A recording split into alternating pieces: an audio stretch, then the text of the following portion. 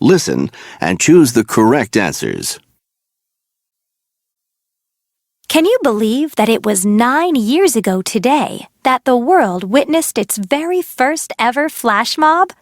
On June 3rd, 2003, more than 100 people congregated at Macy's department store in New York to look at a rug.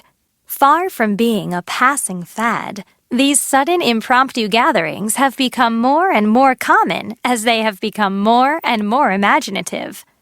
Of course, networking websites such as Twitter and Facebook have made it even easier for people to advertise their events and send out invitations.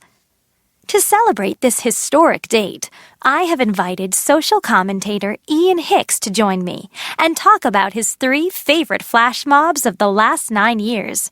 Ian, welcome to the show. Thank you. So, Ian, what is it that attracts you to flash mobs? Well, I suppose the greatest attraction is the fun of it all. I mean, it's great to see so many people, complete strangers that is, all meeting up for a common purpose and having such a good time together. Also, I think in this modern age when we're becoming more and more isolated from each other, flash mobs are a sign that the spirit of society is still alive. And I also like the imagination of the organizers. I think some flash mobs these days should be looked on as works of modern art, moving sculptures, if you like. So there are a lot of things that are great about flash mobs. But yes, first of all, the fun. Which brings us to the question of the 3 best flash mobs ever. Well, in 3rd place, I've chosen the Great Pillow Fight flash mob that took place on March 22nd, 2008 in over 25 cities all over the world. I mean, this was a truly international event and involved thousands of people. In New York alone, there were more than 5,000 people involved.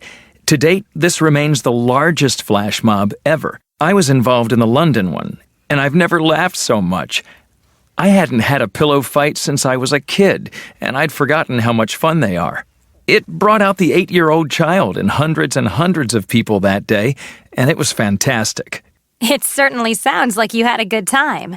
So, what do you have in 2nd place? Well, in 2nd place, I've chosen another flash mob that I took part in, and that is the silent disco that happened in April 2006.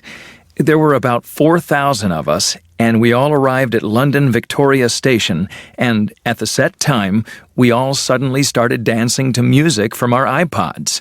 It was the most amazing sight, with all these people just dancing, and of course, no one could hear what anyone else was listening to. This one was interesting because the officials actually started to try and break it up and move people on. They said we were causing a disturbance to the travelers. Luckily, it was all very peaceful. London Transport said they would take steps to stop it from happening again, but I'm happy to say they didn't, and there have been many more of these discos since. Which brings us to your favorite flash mob of all time. Yes, my number 1.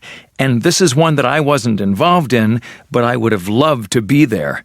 I'm going to have to choose the one you referred to in your introduction, and that's the Macy's department store flash mob of 2003. Imagine, you're working in a store when suddenly about 100 people turn up to ask you about a $10,000 rug and then leave as quickly as they arrived. And then realizing much later that you had taken part in the very first flash mob. And that, of course, is the reason why this is my number 1, because it is the grandfather of all flash mobs that followed. Without this one, we might never have had any of the others.